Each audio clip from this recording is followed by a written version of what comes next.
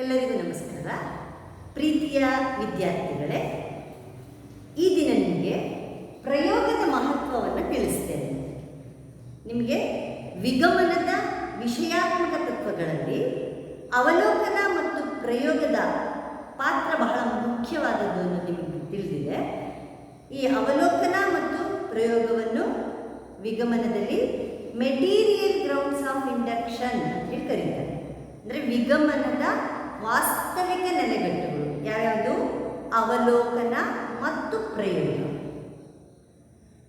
ಅವಲೋಕನ ಮತ್ತು ಪ್ರಯೋಗವನ್ನು ವಿಷಯಾತ್ಮಕ ತತ್ವಗಳು ಮತ್ತು ವಾಸ್ತವಿಕ ನೆಲೆಗಟ್ಟುಗಳು ಅಂತ ಹೇಳಿ ಕರೀತಾರೆ.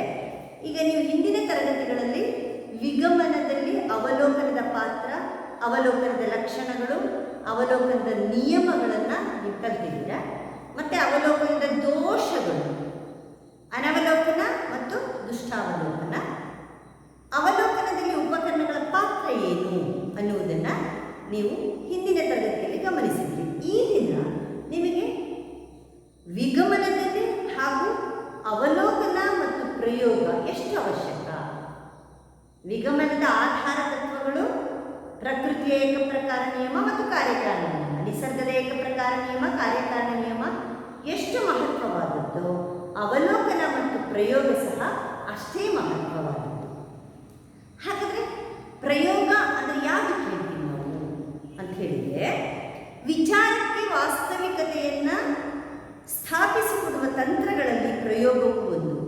ನಮ್ಮ ವಿಚಾರಕ್ಕೆ, ನಮ್ಮ ಆಲೋಚನೆಗೆ ವಾಸ್ತವಿಕತೆಯನ್ನು, ಸತ್ಯವನ್ನು, ಯಥಾರ್ಥ ಜ್ಞಾನವನ್ನು ನಮಗೆ ಕಲ್ಪಿಸಿಕೊಡ್ತಕ್ಕಂಥ ಅಥವಾ ಆ ವಾಸ್ತವಿಕತೆಯನ್ನು ತಿಳಿಸ್ತಕ್ಕಂತಹ ಅನೇಕ ತಂತ್ರಗಳಲ್ಲಿ ಪ್ರಯೋಗ ಸಹ ಬಹಳ ಮುಖ್ಯವಾದದ್ದು. ಅವಲೋಕನವು ಒಂದು ಶೋಧನಾ ಕಾರ್ಯದಲ್ಲಿ ವಸ್ತುವಿನ ಸ್ವಾಭಾವಿಕ ಸ್ಥಿತಿಯನ್ನು ಕೆಡಿಸದೆ ಬಾಹ್ಯವಾಗಿಯೇ ನಿಂತು ವೀಕ್ಷಿಸುವ ತಂತ್ರ. ಅವಲೋಕನ ಏನು ಮಾಡುತ್ತೆ ನಿಮಗೆ ಗೊತ್ತಿದೆ. ಅವಲೋಕನ ಎಂದರೆ ಯಾವುದೇ ಘಟನೆ ಅಥವಾ ಸಂಗತಿಯ ಧ್ಯೇಯ ಸಾಧನೆಗಾಗಿ, ಉದ್ದೇಶ ಸಫಲತೆಗಾಗಿ ಜ್ಞಾನೇಂದ್ರಿಯಗಳ ಮೂಲಕ ಬುದ್ಧಿಯ ಸಹಾಯದಿಂದ ಎಚ್ಚರಿಕೆಯಿಂದ ಪರೀಕ್ಷಿಸುವುದು. ಹಾಗೆ ಪ್ರಯೋಗ ಏನು ಮಾಡುತ್ತೆ ಅಂತ ಹೇಳಿದರೆ, ಅವಲೋಕನ ತನ್ನ ಶೋಧನಾ ಕಾರ್ಯದಲ್ಲಿ ವಸ್ತುವಿನ ಸ್ವಾಭಾವಿಕ ಸ್ಥಿತಿಯನ್ನು ಕೆಡಿಸದೆ ಬಾಹ್ಯವಾಗಿಯೇ ನಿಂತು ವೀಕ್ಷಿಸುವ ತಂತ್ರ. ಪ್ರಯೋಗ ವಸ್ತುವನ್ನು ನಿಯಂತ್ರಿಸಲು, ತನ್ನ ಹತೋಟಿಗೆ ತೆಗೆದುಕೊಳ್ಳಲು ಪ್ರಯತ್ನಿಸುತ್ತದೆ. ಅವಲೋಕನ ಏನು ಮಾಡುತ್ತೆ, ವಸ್ತು ಹೇಗಿರುತ್ತೋ ಹಾಗೆಯೇ ಬಾಹ್ಯವಾಗಿಯೇ ನಿಂತು ವೀಕ್ಷಿಸುತ್ತೆ. ಆದರೆ ಪ್ರಯೋಗದಲ್ಲಿ ವಸ್ತುವನ್ನು ತನ್ನ ನಿಯಂತ್ರಣಕ್ಕೆ ತಗೊಳ್ಳುತ್ತೆ, ತನ್ನ ಹತೋಟಿಗೆ ತೆಗೆದುಕೊಳ್ಳುವುದನ್ನು ನಾವು ಪ್ರಯೋಗದಲ್ಲಿ ಕಾಣ್ತೇವೆ. ಅಲೆಕ್ಸಾಂಡರ್ ಬೈನ್ ಹೇಳುವಂತೆ, ಅಲೆಕ್ಸಾಂಡರ್ ಬೈನ್ ಎನ್ನುವ ತರ್ಕಶಾಸ್ತ್ರಜ್ಞ,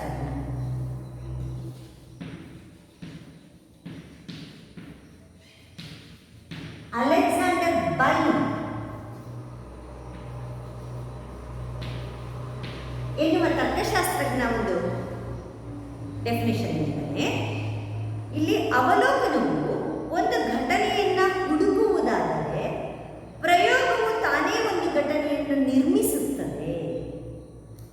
ಘಟನೆಯನ್ನು ಕೃತಕವಾಗಿ ನಿರ್ಮಾಣ ಮಾಡುವುದೇ ಪ್ರಯೋಗದ ವಿಶೇಷತೆ. ಇಲ್ಲಿ ಅಲೆಕ್ಸಾಂಡರ್ ಬೈನ್ ಹೇಳುವ ಪ್ರಕಾರ ಅವಲೋಕನ ಒಂದು ಘಟನೆಯನ್ನು ಹುಡುಕುವುದಾದರೆ, ಪ್ರಯೋಗ ತಾನೇ ಒಂದು ಘಟನೆಯನ್ನು ಸೃಷ್ಟಿ ಮಾಡುತ್ತೆ, ನಿರ್ಮಾಣ ಮಾಡುತ್ತೆ. ಅವಲೋಕನದಲ್ಲಿ ನಾವು ಒಂದು ಘಟನೆಯನ್ನು ಸಂಶೋಧನೆ ಮಾಡ್ತಾ ಹೋಗ್ತೀವಿ, ಹುಡುಕ್ತಾ ಹೋಗ್ತೀವಿ. ಆದರೆ ಪ್ರಯೋಗದಲ್ಲಿ ನಾವೇ ಒಂದು ಘಟನೆಯನ್ನು ಸೃಷ್ಟಿ ಮಾಡ್ತೇವೆ, ನಿರ್ಮಾಣ ಮಾಡ್ತೇವೆ ಅನ್ನೋದನ್ನು ಅಲೆಕ್ಸಾಂಡರ್ ಬೈನ್ ಹೇಳ್ತಾರೆ. ಹಾಗಾದರೆ ಪ್ರಯೋಗ ಎಂದರೇನು? ಒಂದು ಹಂತದ ಪ್ರಶ್ನೆ ಇರುತ್ತೆ. ಒಂದು ಡೆಫಿನೇಷನ್ ಹೇಳೋದಾದರೆ, ಪ್ರಯೋಗ ಎಂದರೇನು ಅಂದರೆ, ಪೂರ್ವಭಾವಿಯಾಗಿ ಆರಿಸಿ ರಚಿಸಿದ ಸನ್ನಿವೇಶಗಳಲ್ಲಿ ಕೃತಕವಾಗಿ ಘಟನೆಗಳನ್ನು ನಿರ್ಮಾಣ ಮಾಡಿ ಪುನರಾವರ್ತನೆಯನ್ನು ಮಾಡಬಲ್ಲುದು ಪ್ರಯೋಗ. ಇಲ್ಲಿ ಪೂರ್ವಭಾವಿಯಾಗಿ ಆರಿಸಿ ರಚಿಸಿದ ಸನ್ನಿವೇಶಗಳು, ಪೂರ್ವಭಾವಿಯಾಗಿ ಅಂದರೆ ಮೊದಲೇ ಪ್ರಯೋಗ ಮಾಡಲಿಕ್ಕೆ ಅಲ್ಲಿ ಪ್ರಯೋಗ ಶಾಲೆ ಇರುತ್ತೆ, ಅನೇಕ ವಸ್ತುಗಳಿರುತ್ತೆ, ನಾವು ಆಯ್ಕೆ ಮಾಡಿಕೊಂಡಿರ್ತೀವಿ ಪ್ರಯೋಗ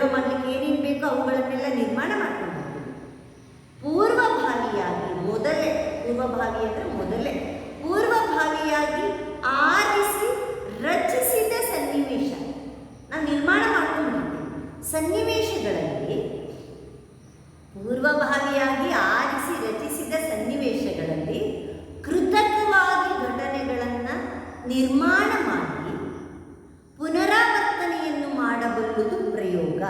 ಪೂರ್ವಭಾವಿಯಾಗಿ ಆರಿಸಿ ರಚಿಸಿದ ಸನ್ನಿವೇಶಗಳಲ್ಲಿ ಕೃತಕವಾಗಿ ಘಟನೆಗಳನ್ನು ಉತ್ಪಾದನೆ ಮಾಡಿ, ಸೃಷ್ಟಿ ಮಾಡಿ, ಪುನರಾವರ್ತನೆ ಮಾಡುವುದನ್ನು ನಾವು ಪ್ರಯೋಗ ಎನ್ನುತ್ತೇವೆ. ಇಲ್ಲಿ ನಾವು ಟೀ ಮಾಡೋದು ಒಂದು ಪ್ರಯೋಗ ಅಂತ ಟೀ ನಮ್ಮ ದಿನನಿತ್ಯದ ಬದುಕಿನಲ್ಲಿ ನಾವು ಅನೇಕ ಅಡುಗೆ ಮಾಡೋದು ಸಹ ಒಂದು ಪ್ರಯೋಗನೇ, ಹೋಮ್ ಸೈನ್ಸ್ ಅಂತಲೇ ಹೇಳ್ತಾರೆ.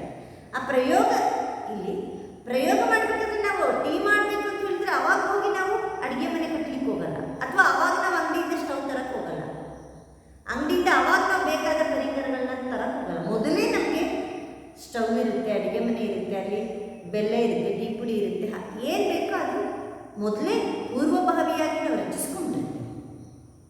ಪ್ರಯೋಗ ಎಂದರೆ ಪೂರ್ವಭಾವಿಯಾಗಿ ಆರಿಸಿ ರಚಿಸಿದ ಸನ್ನಿವೇಶಗಳಲ್ಲಿ ಕೃತಕವಾಗಿ ಘಟನೆಗಳನ್ನು ನಿರ್ಮಾಣ ಮಾಡಿ ಪುನರಾವರ್ತನೆಯನ್ನು ಮಾಡಬಲ್ಲುದು ಪ್ರಯೋಗ.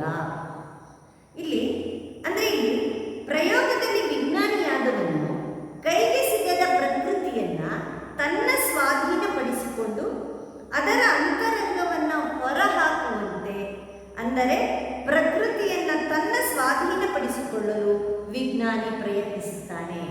ಇಲ್ಲಿ ವಿಜ್ಞಾನಿ ವಿಗಮನ ಅಥವಾ ವಿಜ್ಞಾನ ಹುಟ್ಕೊಂಡಿರೋದೇ ಅವಲೋಕನ ಮತ್ತು ಪ್ರಯೋಗಗಳ ಸಹಾಯದಲ್ಲಿ. ಇಲ್ಲಿ ಪ್ರಯೋಗ ಮಾಡಲಿಕ್ಕೆ ವಿಜ್ಞಾನಿ ಯಾಕೆ ಮುಂದೆ ಹೋಗ್ತಾನೆ ಅಂದರೆ, ಅಥವಾ ಪ್ರಯೋಗವನ್ನು ಯಾಕೆ ಮಾಡ್ತಾನೆ ಅಂತ ಹೇಳಿದರೆ, ಪ್ರಕೃತಿ ಅಂದರೆ ವಿಜ್ಞಾನಿಯಾದವನು ಕೈಗೆ ಸಿಗದ ಪ್ರಕೃತಿಯನ್ನು ತನ್ನ ಸ್ವಾಧೀನಪಡಿಸಿಕೊಳ್ಳಿಕ್ಕೆ, ಅವನು ಅದರ ಅಂತರಂಗವನ್ನು ಹೊರಹಾಕುವಂತೆ ಪ್ರಕೃತಿಯನ್ನು ತನ್ನ ಸ್ವಾಧೀನಪಡಿಸಿಕೊಳ್ಳಲು ಪ್ರಯತ್ನಿಸುತ್ತಾನೆ. ಪ್ರಕೃತಿಯ ಅನೇಕ ಸತ್ಯಗಳನ್ನು ತಿಳ್ಕೊಳ್ಳೋದು, ಅದನ್ನು ಭೇದಿಸೋದು, ಅದನ್ನು ಅರ್ಥ ಮಾಡಿಕೊಳ್ಳೋದೇ ವಿಜ್ಞಾನಿಯ ಕೆಲಸ. ಹೇಗೆ ಮಾಡ್ತಾನೆ? ಅವನು ಖಗೋಳ ವಿಜ್ಞಾನಿ ಆಗಿರ್ಬೋದು, ಅಥವಾ ಅವನು ಜೀವಶಾಸ್ತ್ರಜ್ಞ ಆಗಿರ್ಬೋದು, ಸಸ್ಯಶಾಸ್ತ್ರಜ್ಞ ಆಗಿರ್ಬೋದು. ಅಂದರೆ ನಾವು ಎಲ್ಲ ವೈಜ್ಞಾನಿಕ ಪ್ರಯೋಗಗಳು ಸಹ ಪ್ರಕೃತಿಯನ್ನು, ನಿಸರ್ಗವನ್ನು ತನ್ನ ಹತೋಟಿಗೆ ತೆಗೆದುಕೊಳ್ಳಿಕ್ಕೆ ಪ್ರಯತ್ನ ಮಾಡ್ತಾ ಇರೋದನ್ನು ನೋಡ್ತಾ ಹೋಗ್ತೇವೆ. ಯಾವುದ್ರ ಮೂಲಕ? ವಿಜ್ಞಾನಿಯಾದವನು ಈ ಪ್ರಯೋಗದ ಮೂಲಕ ತನ್ನ ಕೈಗೆ ಸಿಗದ ಪ್ರಕೃತಿಯನ್ನು ಅದರ ಭೇದ, ಅಂದರೆ ಅದರ ಅಂತರಂಗಕ್ಕೆ ಹೋಗಿ, ಪ್ರಕೃತಿಯ ಆಳಕ್ಕೆ ಹೋಗಿ ಅದನ್ನು ತನ್ನ ಸ್ವಾಧೀನಪಡಿಸಿಕೊಳ್ಳಿಕ್ಕೆ, ತನ್ನ ಇಷ್ಟ ಬಂದಂತೆ ಹಾಗೆ ಪ್ರಕೃತಿಯನ್ನು ಬಳಸಿಕೊಳ್ಳಿಕ್ಕೆ ಪ್ರಯತ್ನ ಮಾಡೋದನ್ನು ನೋಡ್ತೀವಿ. ಉದಾಹರಣೆ, ಸೂರ್ಯನ ಶಕ್ತಿಯಿಂದ ಸೋಲಾರ್ ಲೈಟ್, ಸೋಲಾರ್ ಸ್ಟವ್, ನಾವು ಸೌರಶಕ್ತಿಯನ್ನು, ಅದು ಪ್ರಕೃತಿಯ ಶಕ್ತಿ.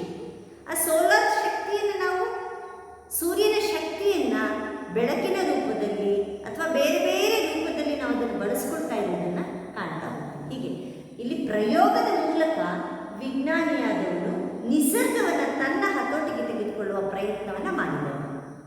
ಪ್ರಯೋಗ ಅಂದರೆ ಪೂರ್ವಭಾವಿಯಾಗಿ ಆರಿಸಿ ರಚಿಸಿದ ಸನ್ನಿವೇಶಗಳಲ್ಲಿ ಕೃತಕವಾಗಿ ಘಟನೆಗಳನ್ನು ನಿರ್ಮಾಣ ಮಾಡಿ ಪುನರಾವರ್ತನೆಯನ್ನು ಮಾಡಬಲ್ಲುದು ಪ್ರಯೋಗ. ಇನ್ನು ಪ್ರಯೋಗವನ್ನು ಕುರಿತು ಮತ್ತೊಂದು ಡೆಫಿನೇಷನ್ ನಿಮಗೆ ಹೇಳೋದಾದರೆ, ನಮಗೆ ತಿಳಿದಿರುವ ಪ್ರಯೋಗ ಅಂದರೆ ನಮಗೆ ತಿಳಿದಿರೋದನ್ನು ಮಾಡ್ತೇವೆ, ಗೊತ್ತಿಲ್ಲದೆ ಇರೋದು ಮಾಡಬೇಕು. ನಮಗೆ ತಿಳಿದಿರುವ, ನಮ್ಮಿಂದಲೇ ಆರಿಸಲ್ಪಟ್ಟ, ನಮ್ಮ ನಿಯಂತ್ರಣಕ್ಕೆ ಒಳಪಟ್ಟ ಕೃತಕ ಉಪಾಧಿಗಳ ಅನುಸಾರವಾಗಿ ಪ್ರಯೋಗ ಮಂದಿರದಲ್ಲಿ ಕೃತಕವಾಗಿ ಉತ್ಪಾದಿಸಿದ ಘಟನೆಗಳ ಅವಲೋಕನವೇ ಪ್ರಯೋಗ. ಪ್ರಯೋಗ ಅಂದರೆ ನಮಗೆ ತಿಳಿದಿರುವ, ನಮ್ಮಿಂದಲೇ ಆರಿಸಲ್ಪಟ್ಟ, ನಾವೇ ಆಯ್ಕೆ ಮಾಡಬೇಕು, ನಮ್ಗೆ ಏನು ಮಾಡಬೇಕು ಅಂತೇಳಿ, ನಾವೇನು ಮಾಡಬೇಕು, ಯಾವ ಪ್ರಯೋಗ ಮಾಡಬೇಕು. ನಮಗೆ ತಿಳಿದಿರುವ, ನಮ್ಮಿಂದಲೇ ಆರಿಸಲ್ಪಟ್ಟ, ನಮ್ಮ ನಿಯಂತ್ರಣಕ್ಕೆ ಒಳಪಟ್ಟ ಕೃತಕ ಉಪಾಧಿಗಳಿಗೆ ಅನುಸಾರವಾಗಿ, ಕೃತಕ ದೃಷ್ಟಾಂತ ಘಟನೆಗಳಿಗೆ ಅನುಸಾರವಾಗಿ ಪ್ರಯೋಗ ಮಂದಿರದಲ್ಲಿ ಕೃತಕವಾಗಿ ಉತ್ಪಾದಿಸಿದ, ಕೃತಕವಾಗಿ ಸೃಷ್ಟಿಸಿದ ಘಟನೆಗಳ ಅವಲೋಕನವೇ ಪ್ರಯೋಗ. ನಮಗೆ ತಿಳಿದಿರುವ, ನಮ್ಮಿಂದಲೇ ಆರಿಸಲ್ಪಟ್ಟ, ನಮಗೆ ಗೊತ್ತಿರುವ, ನಮ್ಮಿಂದಲೇ ಆರಿಸಲ್ಪಟ್ಟ, ನಮ್ಮ ನಿಯಂತ್ರಣಕ್ಕೆ ಒಳಪಟ್ಟ ಕೃತಕವಾದ ಉಪಾಧಿಗಳಿಗೆ ಅನುಸಾರವಾಗಿ ಪ್ರಯೋಗ ಮಂದಿರದಲ್ಲಿ ಕೃತಕವಾಗಿ ಘಟನೆಗಳನ್ನು ನಿರ್ಮಾಣ ಮಾಡಿ ಕೃತಕವಾಗಿ ಉತ್ಪಾದಿಸಿದ ಘಟನೆಗಳ ಅವಲೋಕನವನ್ನೇ ನಾವು ಪ್ರಯೋಗ ಅಂತ ಹೇಳ್ತೀವಿ. ಇದು ಒಂದು ನಿರೂಪಣೆ ಅಥವಾ ಡೆಫಿನೇಷನ್ ಅಂತ ತಗೊಂಡ್ರೆ, ಈ ನಿರೂಪಣೆಯಿಂದ ನಮಗೆ ಅವಲೋಕನದ ಅನೇಕ ಲಕ್ಷಣಗಳು ತಿಳಿದು ಬರ್ತವೆ. ಅನೇಕ ಲಕ್ಷಣಗಳನ್ನು ನಾವು ನೋಡ್ತೇವೆ. ಈ ಪ್ರಯೋಗದ ಲಕ್ಷಣಗಳು,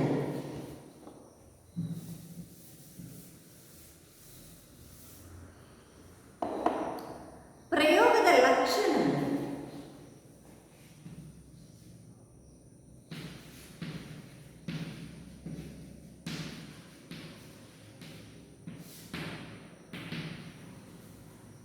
ಪ್ರಯೋಗವು ಕೃತಕ, ಮೊದಲನೇದೇನಪ್ಪ ಅಂದರೆ ಕೃತಕವಾದದ್ದು.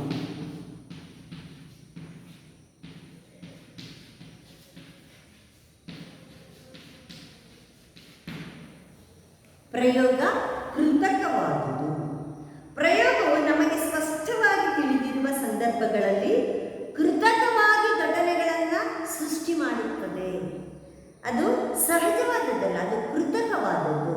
ಅಂದರೆ ನಮಗೆ ಸ್ಪಷ್ಟವಾಗಿ ತಿಳಿದಿರುವ ಸಂದರ್ಭಗಳಲ್ಲಿ ಕೃತಕವಾಗಿ ಘಟನೆಗಳನ್ನು ಸೃಷ್ಟಿ ಮಾಡೋದನ್ನು ನಾವು ಮಾಡ್ತಕ್ಕಂಥ ಅಡಿಗೆ ಕೃತಕ, ಅಂದರೆ ನಾವೇ ಮಾಡ್ತಕ್ಕಂಥದ್ದು, ನಮ್ಗೆ ಹೇಗೆ ಬೇಕೋ ಹಾಗೆ ಮಾಡ್ಕೊಳ್ತಕ್ಕಂಥದ್ದು. ಹಾಗೆ ಕೃತಕವಾಗಿ ಸೃಷ್ಟಿ ಮಾಡಿರುವ ಸಂದರ್ಭಗಳಲ್ಲಿ ಘಟನೆಗಳನ್ನ ನಾವೇ ಸೃಷ್ಟಿ ಮಾಡ್ತೇವೆ. ಒಟ್ಟು ಇಲ್ಲಿ ಪ್ರಯೋಗ ಅಂತಕ್ಕಂಥದ್ದು ಮೊದಲನೇದು, ಅದು ಕೃತಕವಾದದ್ದು. ಎರಡನೇದೇನಪ್ಪ ಅಂದರೆ ಪ್ರಯೋಗದಲ್ಲಿ ಘಟನೆಗಳು ನಮ್ಮ ನಿಯಂತ್ರಣದಲ್ಲಿರುತ್ತವೆ.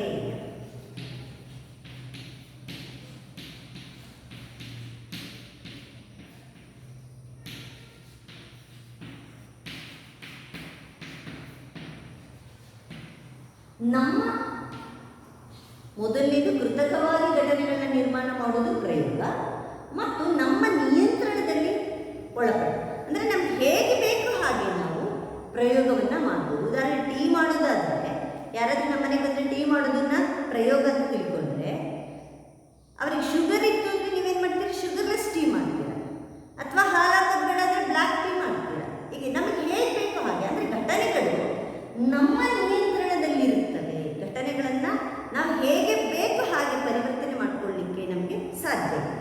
ಪ್ರಯೋಗದಲ್ಲಿ ಘಟನೆಗಳು ನಮ್ಮ ನಿಯಂತ್ರಣದಲ್ಲಿರುತ್ತವೆ, ಘಟನೆಗಳು ನಮ್ಮ ನಿಯಂತ್ರಣಕ್ಕೆ ಒಳಪಟ್ಟಿವೆ. ಆದ್ದರಿಂದ ಇಲ್ಲಿ ಘಟನೆಗಳನ್ನು ನಾವೇ ಕೃತಕವಾಗಿ ಉತ್ಪಾದಿಸುವುದರಿಂದ ಅವುಗಳನ್ನು ಉತ್ಪಾದಿಸಲು ಬೇಕಾದ ಪರಿಸ್ಥಿತಿಗಳು ನಮ್ಮ ನಿಯಂತ್ರಣದಲ್ಲಿರುತ್ತವೆ. ನಮಗೆ ಹೇಗೆ ಬೇಕೋ ಹಾಗೆ ನಾವು ಘಟನೆಗಳನ್ನು ನಿರ್ಮಾಣ ಮಾಡಿಕೊಳ್ಬೋದು. ಆ ಪರಿಸ್ಥಿತಿಗಳು, ಆ ವಸ್ತುಗಳನ್ನು, ವಿಷಯಗಳನ್ನ ನಿರ್ಮಾಣ ಮಾಡ್ತಕ್ಕಂತಹ, ಸೃಷ್ಟಿ ಮಾಡ್ತಕ್ಕಂತಹ ಶಕ್ತಿ ವಿಜ್ಞಾನಿಯ ಕೈಯಲ್ಲಿರುತ್ತೆ. ಹಾಗಾಗಿ ಈ ಪರಿಸ್ಥಿತಿಗಳು ನಮ್ಮ ನಿಯಂತ್ರಣದಲ್ಲಿರೋದ್ರಿಂದ ಪ್ರಯೋಗವನ್ನು ನಾವು ನಿಯಂತ್ರಿತ ಅವಲೋಕನ, ಇಲ್ಲಿ ನಮ್ಮ ನಿಯಂತ್ರಣದಲ್ಲಿ ಘಟನೆಗಳನ್ನ ಹೇಳಿದ್ನಲ್ಲ, ಶುಗರ್ಲೆಸ್ ಟೀ ಮಾಡ್ಬೋದು, ಬ್ಲ್ಯಾಕ್ ಟೀ ಮಾಡ್ಬೋದು, ಅದು ನಮ್ಮ ನಿಯಂತ್ರಣದಲ್ಲಿ. ನಾವು ಹೇಗೆ ಬೇಕೋ ಹಾಗೆ ಮಾಡ್ಕೊಂಡು ಕುಡಿಬೋದು, ಅಥವಾ ಜಾಸ್ತಿ ಸಕ್ಕರೆ ಹಾಕೊಂಡು ಸಿಹಿ ಟೀ ಕುಡಿಬೋದು. ಹಾಗಾಗಿ ಇದನ್ನು ನಾವು ಪ್ರಯೋಗವನ್ನು ನಿಯಂತ್ರಿತ ಅವಲೋಕನ ಅಂತ ಹೇಳಿ ಕರೀತೇವೆ. ಪ್ರಯೋಗವು ನಿಯಂತ್ರಿತ ಅವಲೋಕನ, ಕಂಟ್ರೋಲ್ಡ್ ಅಬ್ಸರ್ವೇಷನ್ ಅಂತ ಹೇಳ್ತಾರೆ. ನಿಯಂತ್ರಿತ ಅವಲೋಕನ ಯಾಕೆ? ಇದು ನಮ್ಮ ನಿಯಂತ್ರಣದಲ್ಲಿ ಇರುತ್ತೆ. ಇನ್ನು ಮೂರನೇದು ಕೃತಕವಾಗಿ ಸೃಷ್ಟಿಸಿದ ಘಟನೆಗಳನ್ನು ಅವಲೋಕಿಸುವುದು. ಘಟನೆಗಳನ್ನು ನಾವು ಅವಲೋಕಿಸ್ತೇವೆ. ನಿಸರ್ಗದ, ಈಗ ಮೂರನೇದು ಅವಲೋಕನ.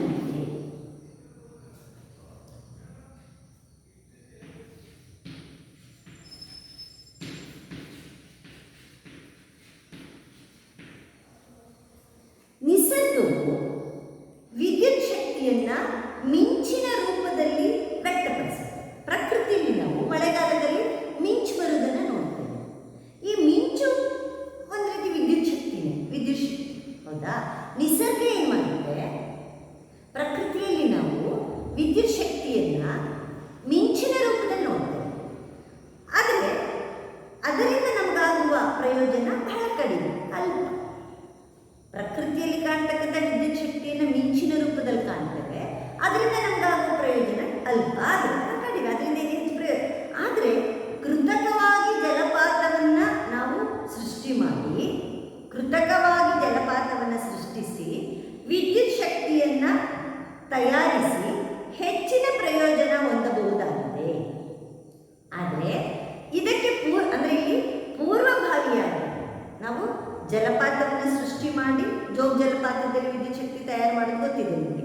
ಜಲಪಾತವನ್ನು ಸೃಷ್ಟಿಸಿ ವಿದ್ಯುತ್ ಶಕ್ತಿಯನ್ನು ತಯಾರಿಸಿ ಹೆಚ್ಚಿನ ಪ್ರಯೋಜನವನ್ನು ನಾವು ಪಡೀತೇವೆ.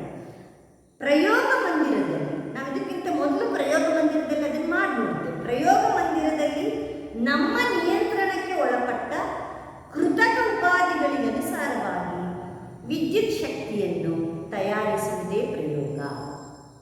ಪ್ರಯೋಗ ಮಂದಿರದಲ್ಲಿ ನಾವೇನು ಮಾಡ್ತೀವಿ, ನಮ್ಮ ನಿಯಂತ್ರಣಕ್ಕೆ ಒಳಪಟ್ಟಂತಹ ಉಪಾಧಿಗಳಿಗೆ ಅನುಸಾರವಾಗಿ ವಿದ್ಯುತ್ ಶಕ್ತಿಯನ್ನು ತಯಾರಿಸುವುದನ್ನು ನಾವು ಪ್ರಯೋಗ ಅಂತೇವೆ. ಒಟ್ಟಿನಲ್ಲಿ ಕೃತಕವಾದ ಸಂದರ್ಭಗಳ ಅಧೀನದಲ್ಲಿ ಉತ್ಪಾದಿಸಿದ ಘಟನೆಗಳ ಅವಲೋಕನಕ್ಕೆ ಪ್ರಯೋಗ ಎನ್ನುತ್ತಾರೆ. ಕೃತಕವಾದ ಒಂದು ಸಂದರ್ಭಗಳನ್ನು ನಾವು ಸೃಷ್ಟಿ ಮಾಡಿಕೊಂಡು, ಪ್ರಯೋಗದಲ್ಲಿ ಕೃತಕವಾದ ಸಂದರ್ಭಗಳನ್ನು ಸೃಷ್ಟಿ ಮಾಡಿಕೊಂಡು ಅದರ ಅಧೀನದಲ್ಲಿ ಘಟನೆಗಳನ್ನು ನಾವು ಅವಲೋಕಿಸ್ತೇವೆ. ಹೀಗೆ ಈ ಕೃತಕವಾಗಿ ಘಟನೆಗಳನ್ನು ಅವಲೋಕಿಸ್ತಕ್ಕಂಥದ್ದನ್ನು ನಾವು ಪ್ರಯೋಗ ಅಂತ ಹೇಳ್ತೀವಿ.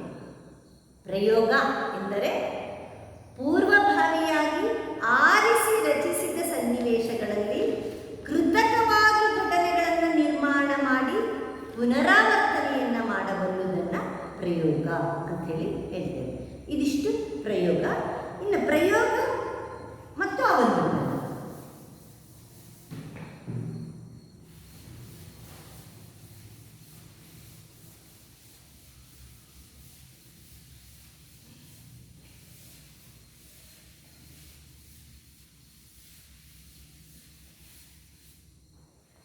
ವಿದ್ಯಾರ್ಥಿಗಳೇ, ಪ್ರಯೋಗ ಅಂದರೆ ಏನು ಅಂತ ತಿಳ್ಕೊಂಡ್ರಿ. ಹಿಂದಿನ ತರಗತಿಯಲ್ಲಿ ನೀವು ಅವಲೋಕನ ಅಂದರೆ ಏನು ಅಂತ ತಿಳ್ಕೊಂಡಿದ್ದೀರಿ. ಅವಲೋಕನ ಲಕ್ಷಣಗಳು. ಇನ್ನು ಮುಂದುವರಿದ ಭಾಗವಾಗಿ ಅವಲೋಕನ ಮತ್ತು ಪ್ರಯೋಗಕ್ಕಿರುವ ವ್ಯತ್ಯಾಸಗಳು. ನಿಮಗೆ 5 ಅಂಕದ ಪ್ರಶ್ನೆಗಳಿರುತ್ತೆ. ಅವಲೋಕನ ಮತ್ತು ಪ್ರಯೋಗಕ್ಕೆ ಇರುವ ವ್ಯತ್ಯಾಸಗಳು.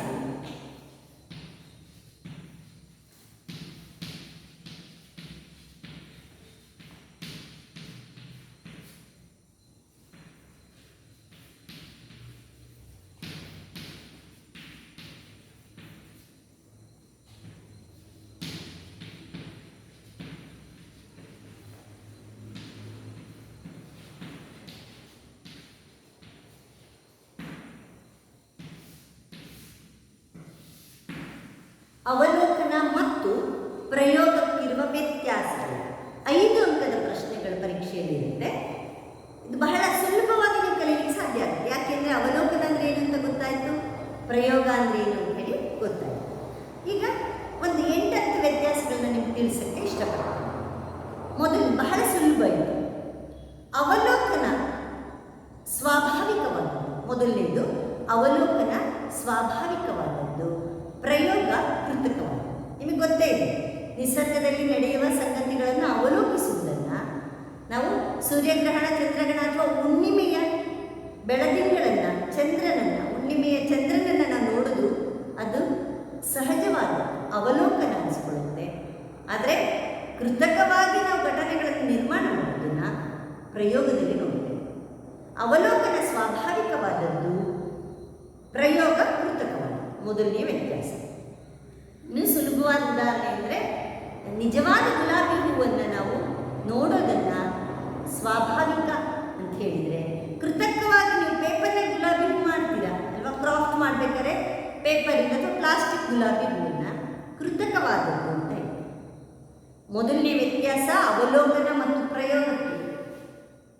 ಅವಲೋಕನ ಮತ್ತು ಪ್ರಯೋಗಕ್ಕೆ ಮೊದಲನೇ ವ್ಯತ್ಯಾಸ, ಅವಲೋಕನ ಸಹಜವಾದದ್ದು, ಸ್ವಾಭಾವಿಕವಾದದ್ದು, ಪ್ರಯೋಗ ಕೃತಕವಾದದ್ದು. ನಿಜವಾದ ಗುಲಾಬಿ ಹೂ ಮತ್ತು ಪ್ಲಾಸ್ಟಿಕ್ ಗುಲಾಬಿ ಹೂ ತಗೊಳ್ಳಿ. ಎರಡನೇ ವ್ಯತ್ಯಾಸ ಏನಪ್ಪ ಅಂದರೆ, ಅವಲೋಕನದಲ್ಲಿ ನಿಸರ್ಗದ ನಿಯಮಗಳಿಗೆ ಯಾವ ರೀತಿಯಿಂದಲೂ ಬದಲಾಯಿಸದೆ ಅದು ಸಂಭವಿಸಿದಾಗ ವೀಕ್ಷಿಸುತ್ತೇವೆ. ನಿಸರ್ಗದ ನಿಯಮಗಳನ್ನು ಅವಲೋಕನದಲ್ಲಿ ಯಾವುದೇ ರೀತಿಯಲ್ಲಿ ಬದಲಾಯಿಸೋದಕ್ಕೆ ಸಾಧ್ಯ ಇಲ್ಲ. ಬದಲಾಯಿಸದೆ ನಿಸರ್ಗದಲ್ಲಿ ಯಾವಾಗ ಘಟನೆಗಳು ಸಂಭವಿಸುತ್ತವೋ ಆಗ ಮಾತ್ರ ಅದನ್ನು ವೀಕ್ಷಿಸ್ತೇವೆ. ಅಂದರೆ ಘಟನೆಗಳನ್ನು ನಾವು ಯಾವ ರೀತಿಯಿಂದಲೂ ಬದಲಾಯಿಸದೆ ಅವು ಸಂಭವಿಸಿದಾಗ ನಾವು ಅದನ್ನು ವೀಕ್ಷಿಸ್ತೇವೆ. ನಾನಾಗಲೇ ಹೇಳಿದಾಗೆ ಹುಣ್ಣಿಮೆಯ ರಾತ್ರಿ ಬೆಳದಿಂಗಳ ಚಂದ್ರಮನ್ನು ನಾವು ಹುಣ್ಣಿಮೆ ದಿವಸ ನೋಡಿದ್ರೆ ಖುಷಿಯಾಗುತ್ತೆ, ಅಥವಾ ಮುಂದಿನ ಹುಣ್ಣಿಮೆ ಬರೋ ತನಕ ನಾವು ಕಾಯಬೇಕು. ಆದರೆ ಪ್ರಯೋಗದಲ್ಲಿ ಘಟನೆಗಳ ನಮ್ಮ ನಿಯಂತ್ರಣದಲ್ಲಿರೋದು, ಅಂದರೆ ಕೃತಕವಾಗಿ ಘಟನೆಗಳನ್ನು ಅನೇಕ ವಿಧವಾಗಿ ಬದಲಾಯಿಸಿ ನಮ್ಮ ಇಚ್ಛಾನುಸಾರ ವೀಕ್ಷಿಸ್ತೇವೆ. ಪೇಪರ್ನಲ್ಲಿ ಗುಲಾಬಿ ಹೂ ಮಾಡಿ ಅಂತ ನಾನು ಬೇರೆ ಬೇರೆ ಶೀಟ್ ಕಲರ್ ಪೇಪರ್ಸ್ ಕೊಟ್ಟರೆ ನೀವು ಒಂದ್ಸರಿ ಹೂ ಮಾಡ್ತೀರಾ, ಅಲ್ಲಿ ದಳಗಳು ಸರಿಯಾಗಿ ಬರಲಿಲ್ಲ, ಆ ಹೂವಿನ ಸ್ಟ್ರಕ್ಚರ್ ಸರಿಯಾಗಿಲ್ಲ ಅಂದರೆ ಏನು ಮಾಡ್ತೀರಾ, ಮತ್ತೊಂದು ಹೂ ಮಾಡ್ತೀರಾ. ಪೇಪರ್ನಲ್ಲಿ ದೋಣಿ ಮಾಡ್ತೀರಾ, ಅದು ಸರಿ ಬರಲಿಲ್ಲ ಅಂದರೆ ಏನು ಮಾಡ್ತೀರಾ, ಅದನ್ನು ತೆಗೆದು ಮತ್ತೊಂದು ದೋಣಿ ಮಾಡಲಿಕ್ಕೆ, ಮತ್ತೊಂದು ಹೂ ತಯಾರು ಮಾಡಲಿಕ್ಕೆ ಸಾಧ್ಯ ಇದೆ. ಹಾಗಾಗಿ ಪ್ರಯೋಗದಲ್ಲಿ ಕೃತಕ ಘಟನೆಗಳನ್ನು ಅನೇಕ ವಿಧವಾಗಿ ಬೇರೆ ಬೇರೆ ನಮಗೆ ಯಾವ ವಿಧ, ಗುಲಾಬಿ ಹೂವನ್ನು ಮಾಡ್ಬೋದು, ನೀವು ಕಮಲದ ಹೂವಾದರೂ ಮಾಡ್ಬೋದು, ಅಥವಾ ದಾಸವಾಳ ಹೂವನ್ನಾರು ಮಾಡ್ಬೋದು, ಪೇಪರ್ನಲ್ಲಿ ದೋಣಿನಾರು ಮಾಡ್ಬೋದು, ಹೂವಾದರೂ ಮಾಡ್ಬೋದು. ಬೇರೆ ಬೇರೆ ವಿಧವಾಗಿ ನಮ್ಮ ಇಚ್ಛೆ, ನಮಗೆ ಯಾವುದು ಇಷ್ಟನೋ ಅದನ್ನು ಮಾಡಲಿಕ್ಕೆ ಸಾಧ್ಯ ಇದೆ ಪ್ರಯೋಗದಲ್ಲಿ. ಮೊದಲನೇ ವ್ಯತ್ಯಾಸ ಅವಲೋಕನ ಸ್ವಾಭಾವಿಕವಾದದ್ದು, ಪ್ರಯೋಗ ಕೃತಕವಾದದ್ದು.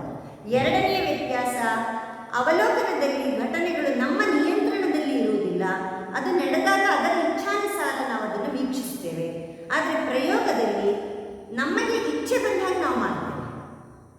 ಅನೇಕ ವಿಧವಾಗಿ ನಾವು ನಿರ್ಮಾಣ ಮಾಡಲಿಕ್ಕೆ ಸಾಧ್ಯ ಇದೆ. ಹಾಗಾಗಿ ಎರಡನೇ ವ್ಯತ್ಯಾಸ ಅನೇಕ ವಿಧವಾಗಿ ನಾವು ಬದಲಾಯಿಸಿಕೊಳ್ಳೋದು. ನಾನು ಆಗಲೇ ಹೇಳಿದ್ದಲ್ಲ, ಶುಗರ್ಲೆಸ್ ಟೀ ಮಾಡ್ಬೋದು ಅಥವಾ ಬ್ಲ್ಯಾಕ್ ಟೀ ಮಾಡಲಿಕ್ಕೆ ನಮಗೆ ಸಾಧ್ಯ ಇದೆ ಪ್ರಯೋಗದಲ್ಲಿ.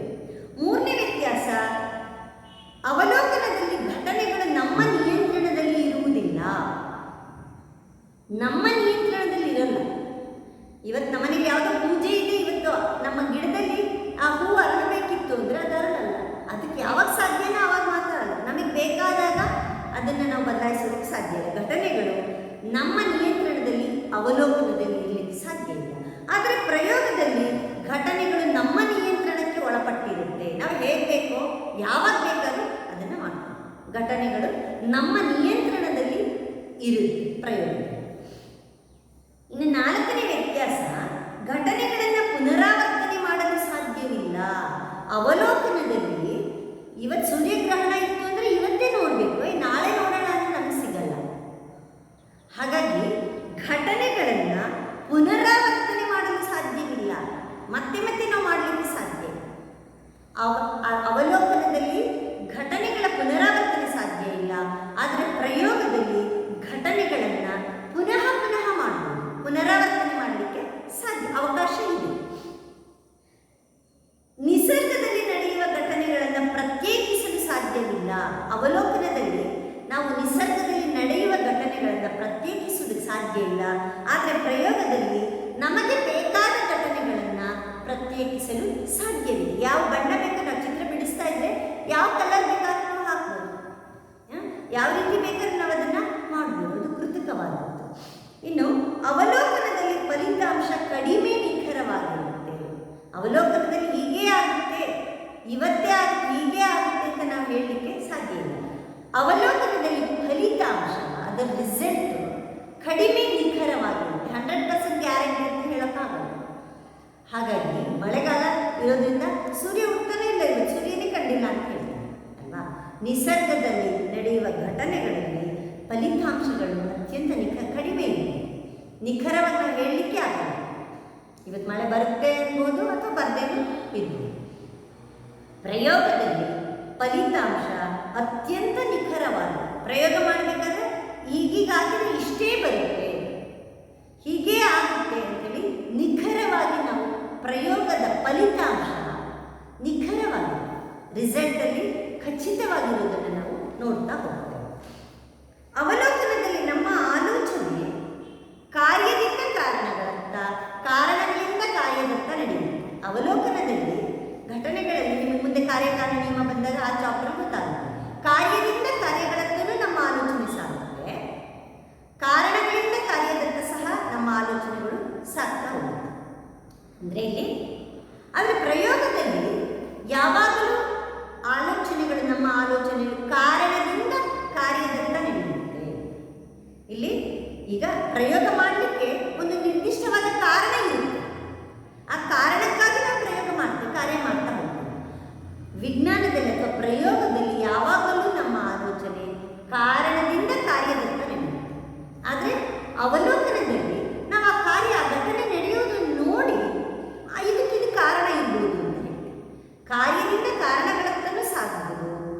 ಕಾರಣಗಳಿಂದ ಎರಡೂ ಸಾಧ್ಯ ಇದೆ ಅವಲೋಕನದಲ್ಲಿ. ಆದರೆ ಪ್ರಯೋಗ ಯಾವಾಗಲೂ ಕಾರಣದಿಂದ ಕಾರ್ಯಗಳಂತ. ಪ್ರಯೋಗ ಮಾಡಲಿಕ್ಕೆ ಒಂದು ನಿರ್ದಿಷ್ಟವಾದ ಕಾರಣ ಇರೋದನ್ನು ನಾವು ನೋಡ್ತಾ ಹೋಗ್ತೇವೆ. ಅವಲೋಕನದ ಕ್ಷೇತ್ರ ವಿಸ್ತಾರವಾದದ್ದು. ಅವಲೋಕನದ ಕ್ಷೇತ್ರ ಬಹಳ ವಿಸ್ತಾರವಾದದ್ದು. ನಾವು ಏನನ್ನಾದರೂ ನಮ್ಮ ಸಮಾಜವನ್ನು, ನಮ್ಮ ಪ್ರಕೃತಿಯನ್ನು, ನಿಸರ್ಗದ ನಿಯಮಗಳನ್ನು ಅನೇಕ ಅದರ ಕ್ಷೇತ್ರ ವಿಶಾಲವಾಗಿರುವುದನ್ನು ನೋಡ್ತೀವಿ, ವೈವಿಧ್ಯಮಯವಾಗಿರುವುದನ್ನು. ಅವಲೋಕನದಲ್ಲಿ ವೈವಿಧ್ಯತೆಯಲ್ಲಿ ಏಕತೆ ಇದೆ. ಅನೇಕ ರೀತಿಯ ಪ್ರಕೃತಿ ನಿಸರ್ಗದ ಏಕಪ್ರಕಾರ ನಿಯಮದಲ್ಲಿ ಅನೇಕತೆಯಲ್ಲಿ ಏಕತೆ ಇರುವುದನ್ನು ಕಾಣ್ತೇವೆ. ಹಾಗಾಗಿ ಅವಲೋಕನದ ಕ್ಷೇತ್ರ ವಿಶಾಲವಾದದ್ದು, ಆದರೆ ಪ್ರಯೋಗದ ಕ್ಷೇತ್ರ ಸೀಮಿತವಾದದ್ದು. ನಾವು ಪ್ರಯೋಗವನ್ನು ಹೀಗೆ ಮಾಡಬೇಕು, ಇಷ್ಟೇ ಮಾಡಬೇಕು ಅಂತೇಳಿ ಸೀಮಿತಗೊಳಿಸಿಕೊಂಡಿರುವುದನ್ನು ನಾವು ನೋಡ್ತಾ ಹೋಗ್ತೇವೆ. ಹಾಗೆ ಈ ಅವಲೋಕನ ಮತ್ತು ಪ್ರಯೋಗಕ್ಕೆ ಹೀಗೆ ಹಲವಾರು ವ್ಯತ್ಯಾಸವನ್ನು ನೋಡ್ತೀವಿ. ಅವಲೋಕನ ಕೃತಕ, ಇಲ್ಲಿ ಪ್ರಯೋಗ ಕೃತಕವಾದದ್ದು, ಅವಲೋಕನ ಸ್ವಾಭಾವಿಕವಾದದ್ದು. ಇಲ್ಲಿ ಪುನರಾವರ್ತನೆ ಸಾಧ್ಯ ಇದೆ, ಇಲ್ಲಿ ಪುನರಾವರ್ತನೆ ಸಾಧ್ಯ ಇದೆ. ಪ್ರಯೋಗ ನಮ್ಮ ನಿಯಂತ್ರಣದಲ್ಲಿರುತ್ತೆ, ಆದರೆ ಅವಲೋಕನದಲ್ಲಿ ನಿಯಮಗಳು, ನಿಸರ್ಗದ ನಿಯಮಗಳು ನಮ್ಮ ನಿಯಂತ್ರಣದಲ್ಲಿ ಇರೋಲ್ಲ. ಪ್ರಯೋಗದ ಕ್ಷೇತ್ರ ಸೀಮಿತವಾದದ್ದು, ಅವಲೋಕನದ ಕ್ಷೇತ್ರ ವಿಸ್ತಾರವಾದದ್ದು. ಹೀಗೆ ಹಲವಾರು ವ್ಯತ್ಯಾಸಗಳನ್ನು ನಾವು ಅವಲೋಕನ ಮತ್ತು ಪ್ರಯೋಗಕ್ಕೆ ಇರುವ ವ್ಯತ್ಯಾಸವನ್ನು ನೋಡ್ತಾ ಹೋಗ್ತೇವೆ. ವಿದ್ಯುತ್ತನ್ನು ಮಿಂಚಿನ ರೂಪದಲ್ಲಿ ವೀಕ್ಷಿಸಿದಾಗ ಅದನ್ನು ನಾವು ಸರಳ ಅವಲೋಕನ ಅಂತೇವೆ. ಪ್ರಕೃತಿಯಲ್ಲಿ ಮಿಂಚು ಬಂದಾಗ ನಾವು ನೋಡೋದನ್ನು ಅದನ್ನು ಸರಳ ಅವಲೋಕನ ಅಂತ ಹೇಳ್ತೇವೆ. ಆದರೆ ವಿದ್ಯುತ್ತನ್ನು ಕೃತಕವಾಗಿ ಪ್ರಯೋಗಶಾಲೆಯಲ್ಲಿ ತಯಾರಿಸಿ ಅವಲೋಕಿಸಿದಾಗ ಪ್ರಯೋಗ ಎನಿಸಿಕೊಳ್ಳುತ್ತದೆ. ನಾವು ಪ್ರಕೃತಿಯಲ್ಲಿ ಆಕಾಶದಲ್ಲಿ ನೋಡುವ ಮಿಂಚು ಅದು ವಿದ್ಯುತ್ ಶಕ್ತಿನೇ, ಅದನ್ನು ಸರಳ ಅವಲೋಕನ ಅಂತ ಹೇಳಿದರೆ, ಅದನ್ನೇ ನಾವು ಪ್ರಯೋಗ ಮಂದಿರದಲ್ಲಿ ತಯಾರು ಮಾಡಿದಾಗ, ಅಂದರೆ ಪ್ರಯೋಗಶಾಲೆಯಲ್ಲಿ ತಯಾರಿಸಿ ಅವಲೋಕಿಸಿದಾಗ ಅದನ್ನು ನಾವು ಪ್ರಯೋಗ ಅಂತ ಹೇಳ್ತೇವೆ. ಅಂದರೆ ಇಲ್ಲಿ ಒಟ್ಟಿನಲ್ಲಿ ನಾವು ಹೇಳೋದೇನಪ್ಪ ಅಂದರೆ, ಪ್ರಯೋಗದ ಉದ್ದೇಶ ಅವಲೋಕನನೇ. ಅವಲೋಕನ ಬೇರೆ ಇಲ್ಲ, ಪ್ರಯೋಗ ಬೇರೆ ಇಲ್ಲ. ಇಲ್ಲಿ ಸರಿಯಾದ ಅವಲೋಕನ ಸ್ಪಷ್ಟ ಆಗಬೇಕು, ಖಚಿತ ಆಗಬೇಕು. ನಾವು ಮಾಡುವ ಅವಲೋಕನ ಸರಿಯಾಗಿರಬೇಕು ಅಂತೇಳಿ ನಾವು ಪ್ರಯೋಗ ಮಾಡ್ತೇವೆ. ಹಾಗಾಗಿ ಪ್ರಯೋಗದ ಉದ್ದೇಶವೂ ಸಹ ಅವಲೋಕನವೇ ಆಗಿದೆ. ಅವಲೋಕನವನ್ನು ಸರಳ ಅವಲೋಕನ ಎಂದು, ಪ್ರಯೋಗವನ್ನು ನಿಯಂತ್ರಿತ ಅವಲೋಕನ ಅಂತ ಹೇಳ್ತೇವೆ. ಇಲ್ಲಿ ಅವಲೋಕನವನ್ನು ಸರಳ ಅವಲೋಕನ ಅಂತ ಹೇಳಿದರೆ, ಪ್ರಯೋಗವನ್ನು ನಾವು ನಿಯಂತ್ರಿತ ಅವಲೋಕನ ಅಂತ ಕರೀತೇವೆ. ಅವಲೋಕನ ಮತ್ತು ಪ್ರಯೋಗಗಳು ಒಂದಕ್ಕೊಂದು ಭಿನ್ನವಾದವುಗಳಲ್ಲ.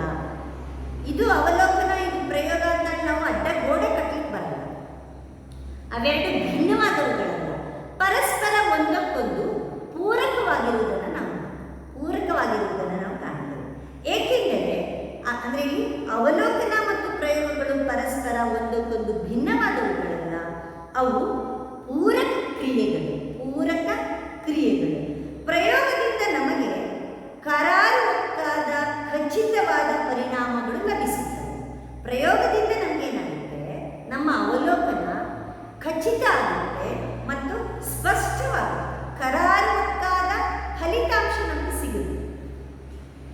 ಆದ್ದರಿಂದ ವೈಜ್ಞಾನಿಕ ಸಂಶೋಧನೆಯಲ್ಲಿ ಅವಲೋಕನ ಹೆಚ್ಚು ಮತ್ತು ಪ್ರಯೋಗ ಹೆಚ್ಚಲ್ಲ ಅಂತ ಹೇಳಲಿಕ್ಕೆ ಬರಲ್ಲ. ಇಲ್ಲಿ ಅವಲೋಕನ ಮತ್ತು ಪ್ರಯೋಗ ಎರಡೂ ಸಹ ಮಹತ್ವದ ಪಾತ್ರವನ್ನು ವಹಿಸುವುದನ್ನು ನಾವು ನೋಡ್ತಾ ಹೋಗ್ತೀವಿ. ವಿದ್ಯಾರ್ಥಿಗಳೇ, ಹೀಗೆ ಇಲ್ಲಿ ಈ ಅವಲೋಕನ ಮತ್ತು ಪ್ರಯೋಗದ ಮಹತ್ವವನ್ನು ನಾವು ಗಮನಿಸ್ತಾ ಹೋದರೆ, ಇಲ್ಲಿ ಅವಲೋಕನ ಮಹತ್ವವಾದದ್ದು ಅಥವಾ ಪ್ರಯೋಗ ಮಹತ್ವವಾದದ್ದು, ಯಾವುದು ಮುಖ್ಯವಾದದ್ದು ಅಂತೇಳಿ ಗಮನಿಸ್ತಾ ಹೋದರೆ, ಇಲ್ಲಿ ಈ ಅವಲೋಕನದ ಪ್ರಯೋಜನ ಹೆಚ್ಚಿದೆಯೋ ಒಂದು ಎರಡೆರಡು ಪಾಯಿಂಟ್ ಗಮನಿಸ್ತಾ ಹೋಗೋಣ. ಅಂದರೆ ಅವಲೋಕನದ ಪ್ರಯೋಜನಗಳೇನು? ಪ್ರಯೋಗದೊಂದಿಗೆ ಹೋಲಿಸಿ ನೋಡಿದಾಗ ಅವಲೋಕನದ ವ್ಯಾಪ್ತಿ ಪ್ರಯೋಜನಕ್ಕಿಂತ ವಿಶಾಲವಾದದ್ದಾಗಿದೆ. ನಿಸರ್ಗದ ಘಟನಾವಳಿಗಳನ್ನು ನಾವು ಕೃತಕವಾಗಿ ಸೃಷ್ಟಿಸಲಾರೆವು, ಏಕೆಂದರೆ ಅವು ನಮ್ಮ ನಿಯಂತ್ರಣದಲ್ಲಿರಲ್ಲ. ನಿಸರ್ಗದಲ್ಲಿ ನಡೆಯುವ ಎಷ್ಟೋ ಘಟನೆಗಳನ್ನು ನಾವು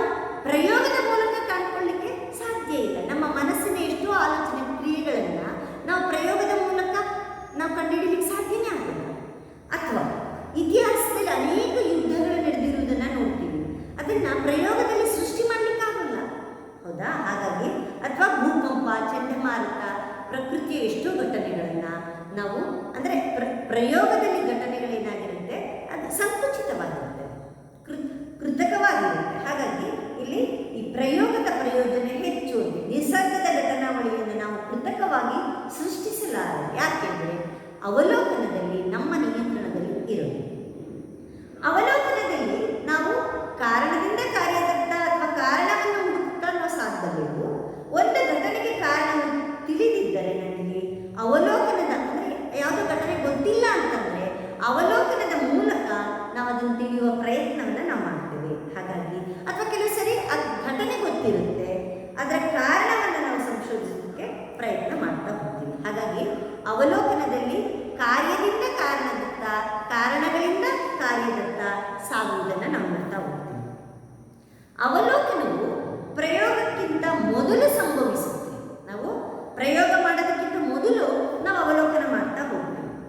ಅವಲೋಕನ ಪ್ರಯೋಗಕ್ಕೆ ಬೇಕಾದ ಮೂಲ ಸಾಮಗ್ರಿಯನ್ನು ಒದಗಿಸುತ್ತದೆ. ಪ್ರಯೋಗವನ್ನು ಮಾಡಬೇಕಾದರೆ ಅದಕ್ಕೆ ಮೊದಲೇ ಒಂದು ನಿರ್ದಿಷ್ಟ ಜ್ಞಾನ ಅಥವಾ ಆಧಾರ ಅವಶ್ಯಕವಾಗಿದೆ. ನಾವು ಪ್ರಯೋಗ ಮಾಡಬೇಕು ಅಂದರೆ ನಾವು ಮೊದಲು ಅವಲೋಕನ ಮಾಡಬೇಕು. ನಿರ್ದಿಷ್ಟವಾದ ಜ್ಞಾನವನ್ನು ಪೂರ್ವಭಾವಿಯಾಗಿ ನಾವು ತಗೊಂಡಿರಬೇಕಾಗುತ್ತೆ ಇಲ್ಲಿ. ಹಾಗಾಗಿ ಆಧಾರ ಕಲ್ಪನೆಗಳು ರೂಪುಗೊಳ್ಬೇಕು ಅಂತ ಹೇಳಿದ್ರೆ ನಮಗೆ ಉಪಕಲ್ಪನೆಗಳು ರೂಪುಗೊಳ್ಳಲಿಕ್ಕೆ ನಮಗೆ ಅವಲೋಕನ ಅತ್ಯಂತ ಮಹತ್ವದ ಪಾತ್ರವನ್ನು ವಹಿಸುತ್ತದೆ ಅಂತ ಹೇಳಿ. ಇನ್ನು ಪ್ರಯೋಗದಿಂದ ಏನು ಪ್ರಯೋಜನಗಳು ಅಂತ ಹೇಳಿದರೆ, ಪ್ರಯೋಗದಲ್ಲಿ ಘಟನೆಗಳನ್ನು ನಮಗೆ ಬೇಕಾದಷ್ಟು ಸಲ ಸೃಷ್ಟಿಸಿಕೊಳ್ಳಬಹುದು. ನಮ್ಗೆ ಎಷ್ಟು ಸರಿ ಬೇಕಾದ್ರೆ ನಾವು ಪುನಃ ಪುನಃ ಮಾಡಲಿಕ್ಕೆ ಸಾಧ್ಯ ಇದೆ. ಅದೊಂದು ಪ್ರಯೋಜನ. ನಮಗೆ ಮತ್ತೆ ಮತ್ತೆ ಮಾಡಲಿಕ್ಕೆ ಸಾಧ್ಯ ಆಗುತ್ತೆ. ಅಂದರೆ ಘಟನೆಗಳನ್ನು ಪುನಃ ಪುನಃ ಅಂದರೆ ಮತ್ತೆ ಮತ್ತೆ ಮಾಡಲಿಕ್ಕೆ, ಪುನರಾವರ್ತನೆ ಮಾಡಲಿಕ್ಕೆ ಸಾಧ್ಯ ಇರೋದ್ರಿಂದ ಅದನ್ನು ಮತ್ತೆ ಮತ್ತೆ ನಾವು ಸರಿಯಾಗಿ ಮಾಡಲಿಕ್ಕೆ ಸಾಧ್ಯ ಆಗುತ್ತೆ. ಅಂದರೆ ಒಂದ್ಸರಿ ತಪ್ಪ ಅಂದರೆ ಪ್ರಯೋಗ ಮತ್ತೊಂದು ಸರಿ ಮಾಡ್ತೀವಿ. ಇದರಿಂದ ಏನಾಗುತ್ತೆ, ತಪ್ಪುಗಳು ನಡೆಯದಂತೆ ನಿಜವಾದ ಸತ್ಯವಾದ ಸರಿಯಾದ ಜ್ಞಾನವನ್ನು ಪಡೀಲಿಕ್ಕೆ ನಮ್ಗೆ ಪ್ರಯೋಗ ಸಹಾಯ ಮಾಡುತ್ತೆ. ಪುನಃ ಪುನಃ ಮಾಡಲಿಕ್ಕೆ ಸಾಧ್ಯ ಇರೋದ್ರಿಂದ ತಪ್ಪುಗಳಾಗುವ ಸಾಧ್ಯತೆಯನ್ನು ನಾವು ತಡೆದು ಸ್ಪಷ್ಟತೆಗೆ, ಖಚಿತತೆಗೆ, ನಿಖರತೆಗೆ ನಮಗೆ ಮಹತ್ವವನ್ನು ಕೊಡ್ಬೋದಾಗುತ್ತೆ. ಉದಾಹರಣೆಗೆ ನೀರಿನ ಸ್ವರೂಪವನ್ನು ತಿಳಿಯಲು ನಾವು ಏನು ಮಾಡ್ತೀವಿ, ಜಲಜನಕ ಮತ್ತು ಆಮ್ಲಜನಕಗಳ ಸಹಾಯ ಅಂದರೆ ಅವೆರಡು ಸಂಯುಕ್ತದ ಪರಿಣಾಮವಾಗಿ ನಮಗೆ ನೀರನ್ನು ಪಡೆಯೋದಕ್ಕೆ ಸಾಧ್ಯ ಅಂತ ಹೇಳ್ತಾ ಹೋಗ್ತೇವೆ. ಪ್ರಯೋಗದಲ್ಲಿ ಘಟನೆಗಳನ್ನು ವೈವಿಧ್ಯಮಯ ಸನ್ನಿವೇಶಗಳಲ್ಲಿ ಅವಲೋಕಿಸಬಹುದು. ನಮಗೆ ಅಂದರೆ ಪ್ರಯೋಗದಲ್ಲಿ ಘಟನೆಗೆ ಸಂಬಂಧಿಸಿದ ಸನ್ನಿವೇಶಗಳನ್ನು ನಮಗೆ ಬೇಕಾದ ರೀತಿಯಲ್ಲಿ ಮಾರ್ಪಾಡು ಮಾಡಿಕೊಳ್ಳೋದಕ್ಕೆ ಸಾಧ್ಯ. ನಮ್ಮ ಇಚ್ಛಾನುಸಾರ ಪ್ರಯೋಗದಲ್ಲಿ ಬದಲಾವಣೆಯನ್ನು ನಮಗೆ ಯಾವುದು ಇಷ್ಟನೋ, ನಮಗೆ ಹೇಗೆ ಇಷ್ಟನೋ ಹಾಗೆ ನಾವು ಘಟನೆಗಳನ್ನು ನಿರ್ಮಾಣ ಮಾಡಬಹುದು. ಅದಕ್ಕೆ ನಾನು ಪ್ರಯೋಗಕ್ಕೆ ಟೀ ಮಾಡೋದೊಂದು ಒಳ್ಳೆ ಉದಾಹರಣೆ ಅಂತ ಹೇಳ್ತೀನಿ. ನಾವು ಬ್ಲ್ಯಾಕ್ ಟೀ ಬೇಕಾದ್ರೂ ಮಾಡ್ಕೊಂಡು ಕುಡಿಬೋದು, ಶುಗರ್ಲೆಸ್ ಟೀ ಬೇಕಾದ್ರೂ ಮಾಡ್ಕೊಂಡು ಕುಡಿಬೋದು. ಹಾಗೆ ನಮ್ಮ ಇಚ್ಛಾನುಸಾರ ನಾವು ಮಾಡಲಿಕ್ಕೆ ಸಾಧ್ಯ. ಪ್ರಯೋಗದಲ್ಲಿ ಇನ್ನೊಂದು ಮುಖ್ಯವಾದ ಪ್ರಯೋಗದ ಪ್ರಯೋಜನ ಏನಪ್ಪ ಅಂತಂದರೆ, ಘಟನೆ ಹೆಚ್ಚು ಕರಾರುವಕ್ಕಾಗಿರುತ್ತೆ, ಫಲಿತಾಂಶ ಅತ್ಯಂತ ನಿಖರವಾಗಿರುತ್ತದೆ, ಖಚಿತವಾಗಿರುತ್ತದೆ. ಇಲ್ಲಿ ಪ್ರಯೋಗವು ಅವಲೋಕನಕ್ಕಿಂತ ಹೆಚ್ಚು ಖಚಿತವಾಗಿದೆ ಮತ್ತು ಸೂಕ್ಷ್ಮವಾಗಿದೆ. ಹೆಚ್ಚು ತ್ವರಿತಗತಿಯಲ್ಲಿ ನಾವು ಅದನ್ನು ಅರಿಬಹುದಾಗಿದೆ. ಪ್ರಯೋಗವು ಸಂಕ್ಷಿಪ್ತವಾಗಿ ಘಟನೆಗಳನ್ನು ಪರೀಕ್ಷಿಸುವುದನ್ನು ನೋಡ್ತೀವಿ. ಆದ್ದರಿಂದ ಇಲ್ಲಿ ಪ್ರಯೋಗದಲ್ಲಿ ಘಟನೆಗಳು ಹೆಚ್ಚು ಸೂಕ್ಷ್ಮ ಮತ್ತು ಸಂಕ್ಷಿಪ್ತವಾಗಿರುತ್ತೆ, ಹೆಚ್ಚು ಕರಾರುವಕ್ಕಾಗಿರುತ್ತೆ, ಹೆಚ್ಚು ಸ್ಪಷ್ಟವಾಗಿರುವುದನ್ನು ನಾವು ನೋಡ್ತಾ ಹೋಗ್ತೀವಿ. ಇದು ಅವಲೋಕನ ಮತ್ತು ಪ್ರಯೋಗಕ್ಕೆ ಇರುವ ವ್ಯತ್ಯಾಸ. ಅಂದರೆ ನಿಮಗೆ ಇಲ್ಲಿಗೆ 2ನೇ ಅಧ್ಯಾಯವನ್ನು ಪೂರ್ಣಗೊಳಿಸಿದಂತಾಗುತ್ತೆ. 2ನೇ ಅಧ್ಯಾಯ ನಿಮಗೆ ಮುಕ್ತಾಯವಾಗುತ್ತೆ. 2ನೇ ಅಧ್ಯಾಯದಲ್ಲಿ ಮುಖ್ಯವಾಗಿ ಗಮನಿಸಿದ ಅಂಶಗಳು ವಿಗಮನದ ಗೃಹೀತ ತತ್ವಗಳು, ನಿಸರ್ಗದ ಏಕಪ್ರಕಾರ ನಿಯಮ ಮತ್ತು ಕಾರ್ಯಕಾರಣ ನಿಯಮ ವಿದ್ಯಾರ್ಥಿಗಳೇ. ಮತ್ತೊಂದು ವಿಗಮನದ ವಾಸ್ತವಿಕ ನೆಲೆಗಳು, ಅಂದರೆ ವಿಗಮನದ ವಿಷಯಾತ್ಮಕ ತತ್ವಗಳು ಅಥವಾ ಮೆಟೀರಿಯಲ್ ಗ್ರೌಂಡ್ಸ್ ಆಫ್ ಇಂಡಕ್ಷನ್ ಯಾವ್ಯಾವುದಪ್ಪ ಅಂದರೆ ಅವಲೋಕನ ಮತ್ತು ಪ್ರಯೋಗ. ಈ ದಿನ ನೀವು ಕಲಿತದ್ದು ಪ್ರಯೋಗ ಎಂದರೇನು, ಪ್ರಯೋಗದ ಲಕ್ಷಣಗಳು, ಅವಲೋಕನ ಹೇಗೆ ಮುಖ್ಯ ಆಗುತ್ತೆ, ಅವಲೋಕನದ ಪ್ರಯೋಜನಗಳನ್ನು ಮತ್ತು ಪ್ರಯೋಗದ ಪ್ರಯೋಜನಗಳು. ಇವೆರಡೂ ಸಹ ಸಂಪೂರ್ಣ ಭಿನ್ನವಲ್ಲ. ನಾವು ಸರಿಯಾಗಿ ಪ್ರಯೋಗದ ಮೂಲಕ ಹೆಚ್ಚಿನ ಅವಲೋಕನವನ್ನು ಮಾಡ್ತೇವೆ. ಅವಲೋಕನವನ್ನು ನಾವು ಹುಡುಕ್ತಾ ಹೋಗ್ತೇವೆ, ಆದರೆ ಪ್ರಯೋಗದಲ್ಲಿ ನಾವೇ ಒಂದು ಘಟನೆಯನ್ನು ಉತ್ಪಾದನೆ ಮಾಡ್ತೇವೆ, ನಿರ್ಮಾಣ ಮಾಡ್ತೇವೆ. ಇದನ್ನು ಅವಲೋಕನವನ್ನು ಸರಳ ಅವಲೋಕನ ಅಂತ ಹೇಳಿದರೆ, ಪ್ರಯೋಗವನ್ನು ನಿಯಂತ್ರಿತ ಅವಲೋಕನ, ಅದು ಸಹ ಅವಲೋಕನ, ಆದರೆ ನಮ್ಮ ನಿಯಂತ್ರಣದಲ್ಲಿರುತ್ತೆ, ನಮ್ಮ ಇಚ್ಛಾನುಸಾರ ಇರುತ್ತೆ, ಪುನಃ ಮಾಡಲಿಕ್ಕೆ ಸಾಧ್ಯ. ಪ್ರಯೋಗ ಎಂದರೆ ಪೂರ್ವಭಾವಿಯಾಗಿ ಆರಿಸಿದ ಸನ್ನಿವೇಶಗಳಲ್ಲಿ ಕೃತಕವಾಗಿ ಘಟನೆಗಳನ್ನು ನಿರ್ಮಾಣ ಮಾಡಿ ಪುನರಾವರ್ತನೆಯನ್ನು ಮಾಡಬಲ್ಲುದು ಪ್ರಯೋಗ. ಪ್ರಯೋಗದಿಂದ ನಮಗೆ ಲಾಭ ಏನಪ್ಪ ಅಂದರೆ, ಒಂದು ವಿಷಯದ, ಒಂದು ವಸ್ತುವಿನ, ಒಂದು ಘಟನೆಯ ಸ್ಪಷ್ಟತೆ, ಖಚಿತತೆ ಸಾಧ್ಯ ಆಗುತ್ತೆ. ಇದರಿಂದ ಅವಲೋಕನಕ್ಕೆ ಸಹಾಯ ಆಗುತ್ತೆ.